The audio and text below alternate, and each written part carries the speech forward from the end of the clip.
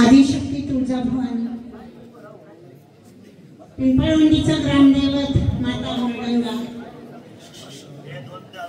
हिंदवी स्वराज्याचे संस्थापक राजे छत्रपती, हिंदू हृदय सम्राट स्वर्गीय सन्माननीय बाळासाहेबजी ठाकरे आणि आज शरददादांच्या या विजयोत्सवाच्या निमित्तानं आज हे उत्सवमूर्ती आपल्यामध्ये बसलेले आहेत ते आमचे नवनिर्वाचित आमदार भावी मंत्री शरददादा सोनवणे।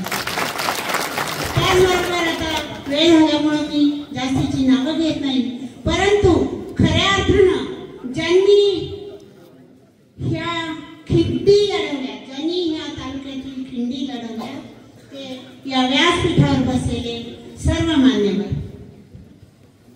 दानवे साहेब आज नाही आहेत, प्रातिनिधिक स्वरूपात मी त्यांच्या वतीनं बोलतीये।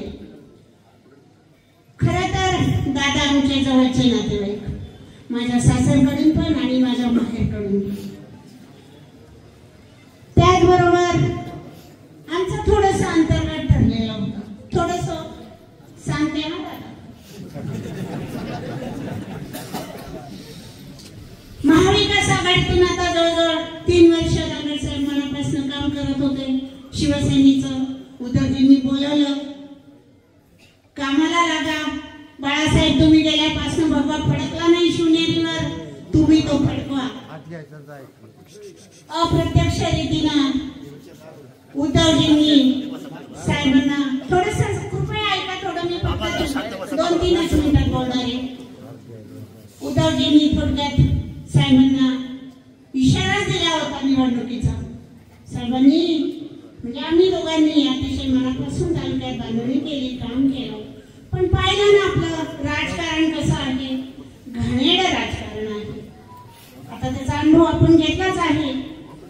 शिवसेनेत आम्ही काम करत होतो, पण जे पदाधिकारी आहेत जे खऱ्या अर्थानं मलिदा गँगमध्ये समाविष्ट झालेले आहेत, पाकिटं मिळाली आणि महायुतीत महाआघाडीत समाविष्ट झाले, तोपर्यंत आम्ही निर्धार मेळावे घेतोय। मला स्पष्ट बोलावं वाटतं की हे आमचे तालुका प्रमुख शिवसेनेचे माऊलीजी खंडागळे निर्धार मेळावा घेतला, आमच्या शिवसेनेवर अन्याय झाला आणि म्हणून आम्ही उभे राहणार, आमची ताकद दाखवणार, निवडून येणार, लढणारच आणि जिंकणारच। मग काय झालं, कुठे गेलं लढणं आणि कुठे गेलं जिंकणं? मला सांगा, लढायचं काय होतं? शिवसैनिकांना जवळ घेतलं, आम्हीच दाखवलं। आम्हाला सगळं माहित होतं यांची बार्गेनिंग पॉवर काय आहे, यांची कॅपॅसिटी काय आहे, हे लीडर आहेत की डीलर आहेत, हे सगळं माहित असताना माऊली खंडागळ्यांनी काय केलं? निर्धार मेळावा घेतला आणि नंतर काय केलं? पाकिट आल्याबरोबर महाविकास आघाडीत सामील झाले। पण माघार घेतली, भरलेला फॉर्म मागे घेतला। का बरं? कारण ही मलिदा गँग आहे। मी परतही सांगते, पाकिटं मिळाली म्हणून यांनी कामं केली, आणि ज्यांना पाकिटं न मिळता ज्यांनी महाविकास आघाडीत सुद्धा काही म्हटले मागून कामं केली आतून, पण काही खरं आहे यातलं, काही लोकांनी त्यांच्यावर अन्याय झाला म्हणून काम दाखवलं, प्रचार तुतारीचा केला आणि मत रिक्षाला दिली, याचे आम्ही साक्षीदार आहोत। दादांचं आणि बाळासाहेब दावडेंचं हे जीवलग मित्र असल्यामुळे त्यांचं अतूट नातं तर आहेच, परंतु हे मैत्रीचं अतूट नातं आहे। खरं तर साहेबांचं नाव डिक्लेअर होत होतं, शेवटच्या क्षणी हे कोट्याधीश आले। ज्या आता आमच्या शेतकरी संघटनेच्या अंबादाजींनी सांगितलं, शेतकऱ्यांना पटवलं, हा पैसा जो खोऱ्याने पैसा वाटतायत तो पैसा कोणाचा? तो पैसा शेतकऱ्यांचा। शेतकऱ्यांनी पिकवलेल्या ऊसातून पिकवलेल्या घाम गाळलेल्या कष्टाचा पैसा, आणि तो आज समोरचे उमेदवार ओतत होते, हे शेतकऱ्यांना समजत होतं, पाहत होते. संपूर्ण कारखाना पणाला लावला होता, तोही शेतकऱ्यांचा आहे. हे सगळं असताना शेतकऱ्यांनी जे करायचं ते केलं. दादा उभे राहू की नको त्याचं चाललं होतं. 3-4दा आले, आमच्या निवासस्थानी आले. साहेबांना म्हणले, साहेब तुम्हाला तिकीट नाही मिळालं मग मी उभं राहू का? तुम्ही मला सपोर्ट करता का? बस दादा 1 वर्षापासून बोलत होते, बाळासाहेब तुम्हाला तिकीट मिळालं तर मी तुमचं ओपन काम करीन. आणि साहेबांनीही बोलले नाही पण ठरवलं होतं. दादा बोलले नाही पण ठरवलं होतं. शरद दादा जर तुम्ही उभे राहिलात, कोणत्याही पक्षातून राहिलात आणि मला तिकीट नाही मिळालं तर मी तुमचं ओपन काम करीन. शब्दाला जागले आणि दादांनी सांगितल्याप्रमाणे पहिल्या दिवसापासून दादांच्या पहिल्या सभेत प्रविष्ट झाले. सर्वांनी उत्स्फूर्त स्वागत केलं. आपण सर्वांनी त्यांना किंगमेकर ठरवलंय. खरं आहे ते, कारण साहेबांनी अहोरात्र, दादा तर नेहमीच म्हणतात, एकतर ते नेहमी म्हणायचे साहेब की 72 वर्षाचा मी चिरतरुण आहे, बरोबर ना? आणि अशाही परिस्थितीत एखाद्या शेलार मामांसारखं साहेब दादांच्या पाठीमागे उभे राहिले. अगदी खूप काम केलं आणि साहेबांचे आज दादांचे जेवढे कार्यकर्ते होते, शेकडो कार्यकर्ते साहेबांनी कामाला लावले. विश्वाजींनी सांगितलं, मावळातून दादांना एकही मताची आम्हाला अपेक्षा नव्हती, पण दानगड साहेबांनी पश्चिम पट्ट्यातल्या सगळ्या कार्यकर्त्यांना कामाला लावलं. आमच्या निवासस्थानासमोर दादा दररोज 50-50 गाड्या उभ्या होत्या. काय करायचं साहेब? दादाचं काम करायचं. आणि खरोखर कार्यकर्त्यांनी प्रांजळपणे दादांचं काम केलेलं आहे. त्या कार्यकर्त्यांची कामं आपल्याला करावी लागणार आहेत. तर अशा पद्धतीनं आज दादांचा हा जो इतिहास घडलेला आहे, अपक्ष उमेदवार निवडून येणं म्हणजे हा एक जुन्नर तालुक्यातला पहिला इतिहास घडलेला आहे. आणि याचे साक्षीदार आपण सर्वजण आहोत. दादा निवडून आले. दादांच्या प्रचार सभेच्या वेळी आम्ही होतो. दादा निवडून आले. दादांनी पादत्राणे सोडली. मानवतेच्या आशीर्वादानं सांगितलं, ग्रामस्थ ज्यावेळी मला सन्मानाने पादत्राणे घालतील त्याच वेळी मी पादत्राणे घालील. तोपर्यंत दादा महिनाभर अनवाणी फिरले. संपूर्ण काट्या कुट्यात डोंगर डोंड्यात रात्री बेरात्री दिवसा डवळ्यात सगळीकडे दादा अनवाणी फिरले. आमच्या माता भगिनींनी खरोखर दादांच्या पाय धुतले, पट्ट्या बांधल्या. मी सगळ्या भगिनींचं एक भगिनी म्हणून मनापासून आभार मानते. आता समोरच्यांच्या पायाखाची वाळू पहिल्या दिवसापासूनच घसरली होती. दादांनी जसा फॉर्म भरला समोरच्यांनी आणि कधी सांगितलं तर मी उमेदवार उभे केले, काही फरक पडला नाही. अजून काय कसले घाणेरडे व्हिडिओज पाठवले. दादाची किती बदनामी करता येईल तेवढी करण्याचा प्रयत्न केला. परंतु ही निवडणूक धनशक्ती विरुद्ध जनशक्ती होती. धनाढ्यांच्या पैशाला जनशक्तीनं जुमानलं नाही. अरे एका बाजूला बेनके साहेब मताला 2000 रुपये भाव फोडायचे, दुसऱ्या दिवशी लगेच शेतकऱ्यांचा 3000 भाव. अरे घ्या मतदारांना, आम्ही सांगत होतो घ्या, यांच्या खिशातले पैसे नाही. एकाने कमवले कॉन्ट्रॅक्टर लॉबीतून आणि एकाने कमवले उसातून. पैसा कोणाचा होता? आपला सगळ्यांचा होता. पैसे घेत होते आणि मत कोणाला देत होते? रिक्षाला. तर ज्यावेळी 2000 रिक्षांची रॅली संपूर्ण जुन्नर तालुक्यातील 8 गटामध्ये फिरली, त्याच वेळी दादा आपली हवा फिरली, वारं फिरलं आणि त्याच वेळी समोरच्यांच्या पायाखालची वाळू घसरली. त्यांचे भाव वाढत गेले, मताचे भाव वाढत गेले, पण त्यांची आजी दाग दुख आम्हाला अडून ऐकू येत होती. आम्ही सामील झालो. 2 दिवस आधीपर्यंत